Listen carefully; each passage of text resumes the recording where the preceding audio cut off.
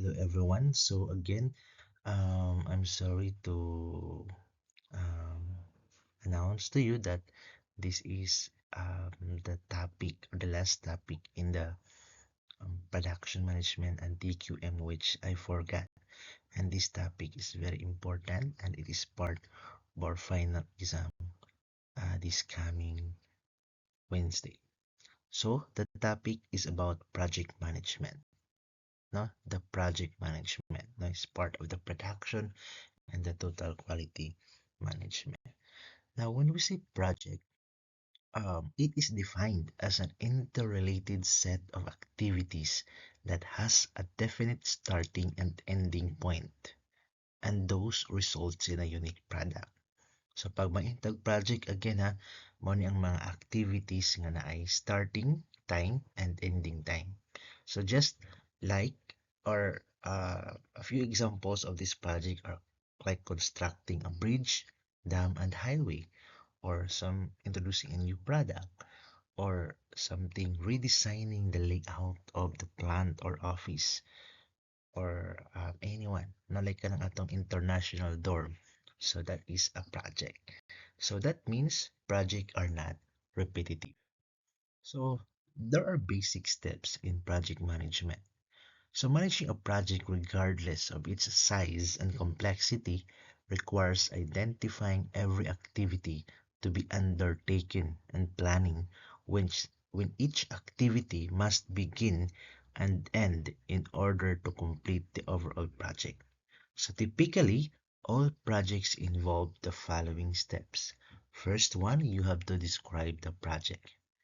Describe what is your project all about. After describing the project, you have to develop a network model.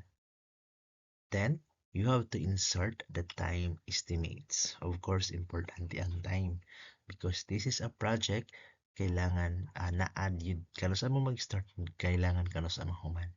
No? And then, after that, you have to analyze what model to be used. Then, after that, analyzing the model, you have to develop the project plan. Developing the project plan. After developing the project plan, you have to assess the progress of the project every period. Then, you have to repeat steps 2 to 6 as needed, if needed lang. Okay? So, we have also the term network. Pag sinabi nating network, it is a graphical representation of the project activities. Okay, there's a graphical representation that is arranged in a logical sequence and depicting all the interrelationships among them. Okay, so there are some terms used in network diagram. We have to familiarize some terms. So makita nato manggod ang diagram, unsa maning pasabot sa circle, unsa maning pasabot sa arrow.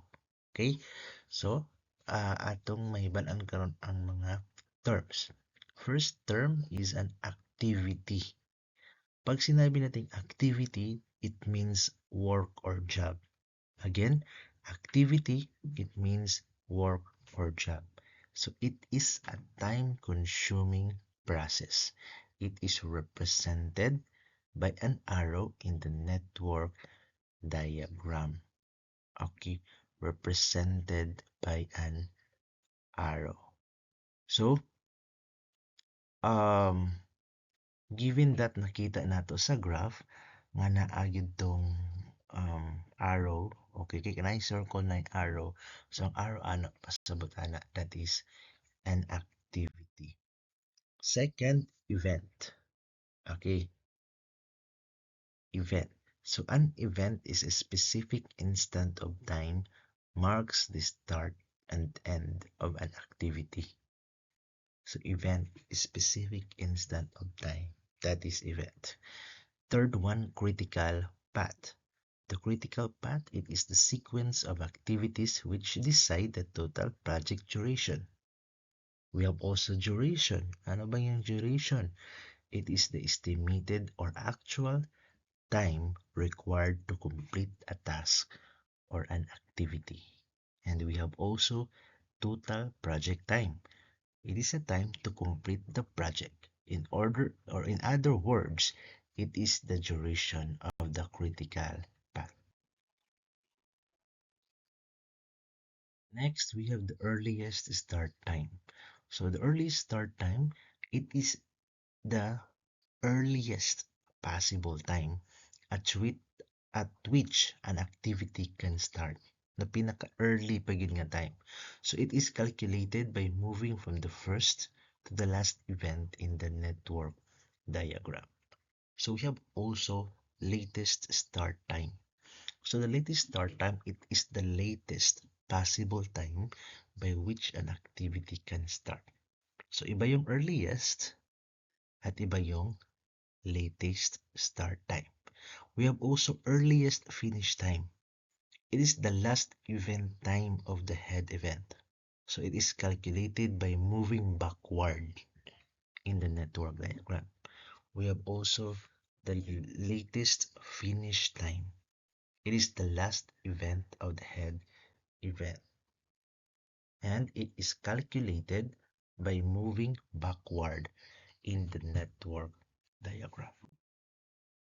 We have also the term float or slack. So when we say slack, it is the reference to an event. And float, it is with reference to an activity. Okay, so atong timan ano ang slack is reference to an event, while the float is with reference to an activity. We have also the free float.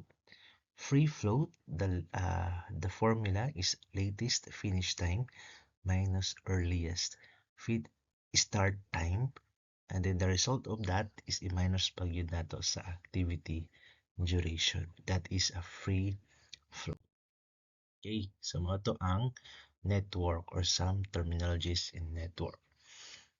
So, aside sa mga terms, we have also scheduling of the network.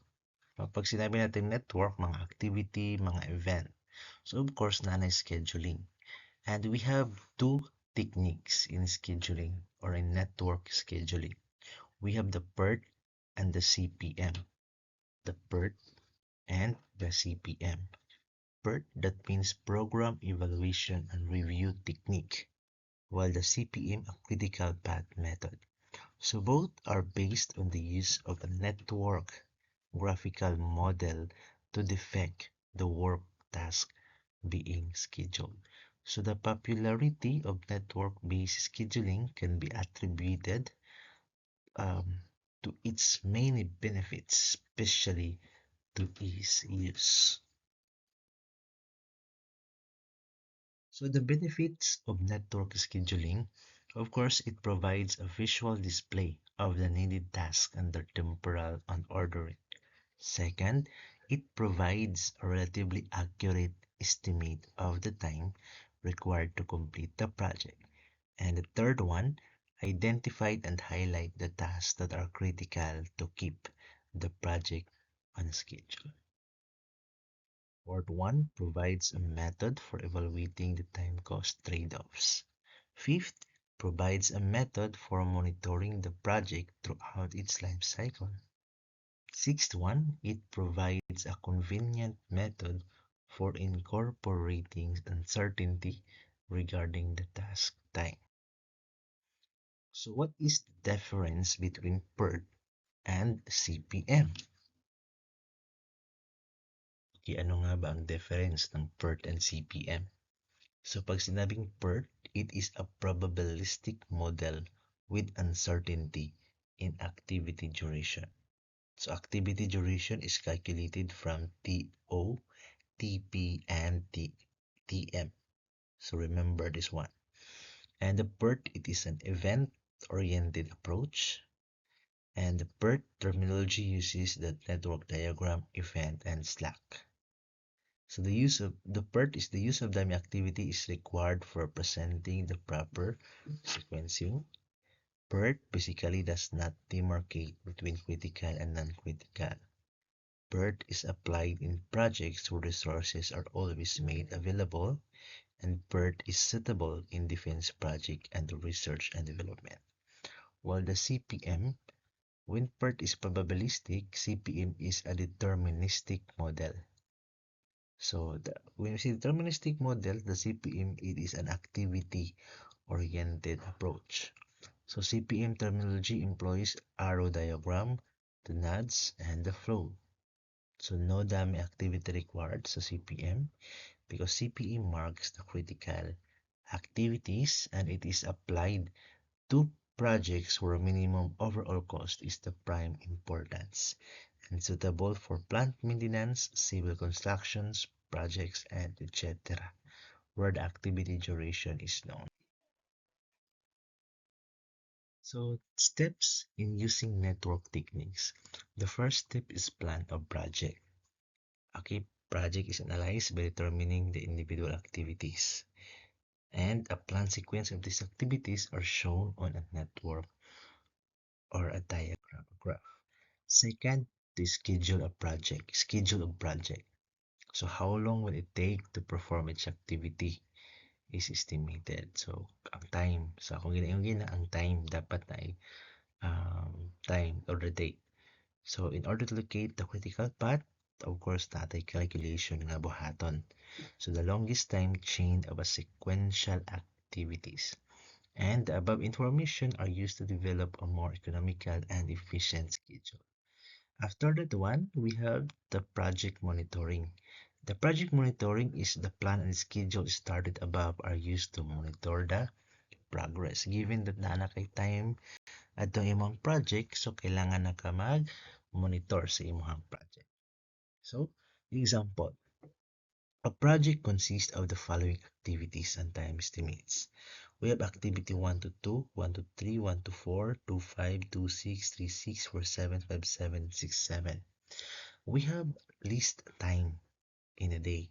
So the least time is represented by the TO, given that this theta. The greatest time is represented by the TP, given this data. And the most likely time, that is a TM in this given this data. Okay, so you have to review this one because again it is part of the final exam. So given that problem, this is the step. You have to construct the network, determine the expected task time and critical path. So that is the required. So the solution for that is to draw the diagram. So the network diagram is shown. So given that naana ko yung ginitong activity 1 to 2 pila ang time 1 to 3, 1 to 4. Then ang sumpay sa 2 is 2, 5, 2, 6.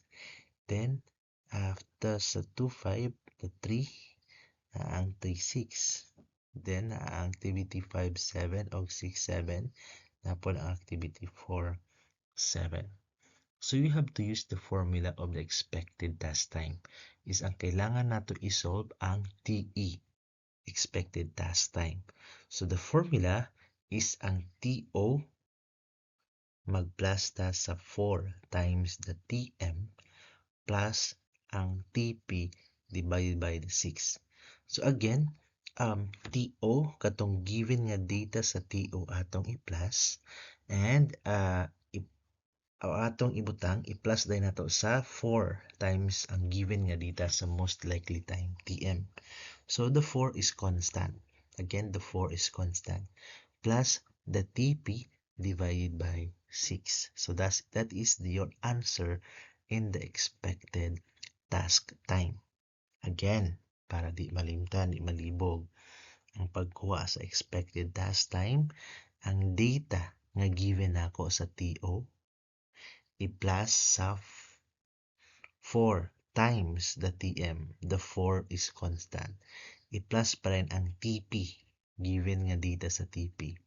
Then, ang answer ni Ana, i-divide din nato sa 6. The 6 is constant.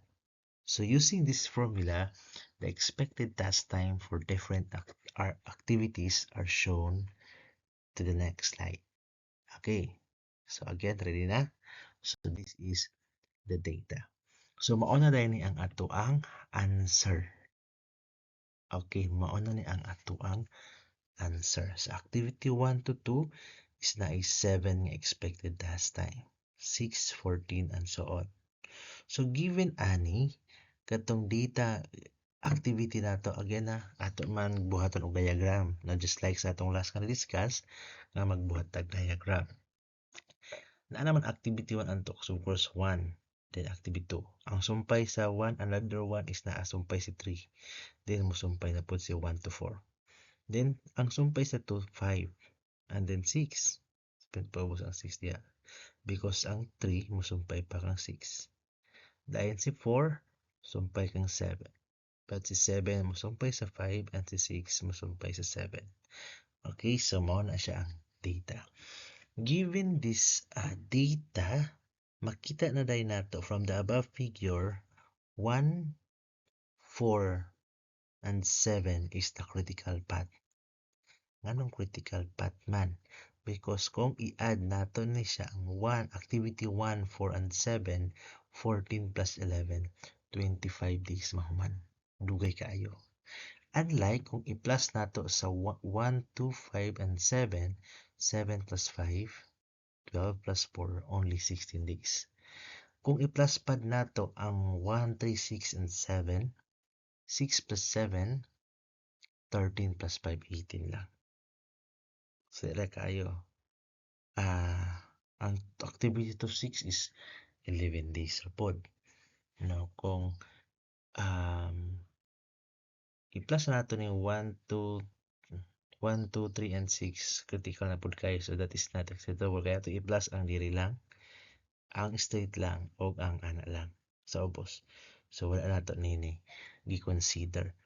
So, mailhan na to ang critical path. Kung i-plus ang duha, the project duration is 25 days. Critical siya because dugay man siya. Okay? So, yan ang pag-answer. Because sa akong exam, you have to solve the TE and then draw and identify the critical path. Okay? Sabta na? Okay. So, you have to review again this video, this PPT, para mas masabtan. So, I will continue to the next slide. Resource problem. Okay, resource problem. There are two types of resource problem. We have resource smoothing and resource leveling. When you see resource smoothing, there may be a ceiling on the availability of resources in a particular period of time. For instance, only 125 peso per annum may be available to the project, and if unutilized during the year, the remaining amount lapses. So the resources analysis used for this type is called resource smoothing. Wala ma-utilize ang budget, di ba? Nga kwarta. So, resource smoothing ang tawag na the remaining amount will lapse. Wala. Ang resource leveling, it may be required to be used in a uniform manner. For instance, in the present day, the labor situation, one cannot have 100 laborers yesterday, 30 today, and 80 tomorrow. Once the labor is hard, it is difficult to hire him because the rate of usage of a labor has to be uniform.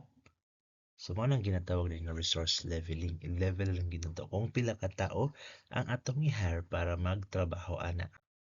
So, for example, consider the following problem of a project scheduling. Obtain a schedule which will minimize the peak manpower requirement. So, given ka itong mga activity na saan, ani, na duration, and manpower. But again, din ako ni ito discuss because it is not part of the exam. Basta ana siya, no? Okay. Medyo lisod na kayo, no? Kung ato pa ning i-appeal. Magreklamo sa ta, ba? Daga na kay studyhan. So, mao na siya ang answer. So, lisod na kayo na. Okay? So, for that, so dito lang gid ta focus no sa ato ang topic on the PERT, CPM, and how to solve the expected time. So, that's all for this day. Thank you and have a blessed week ahead and good luck in your final exam. Goodbye, everyone.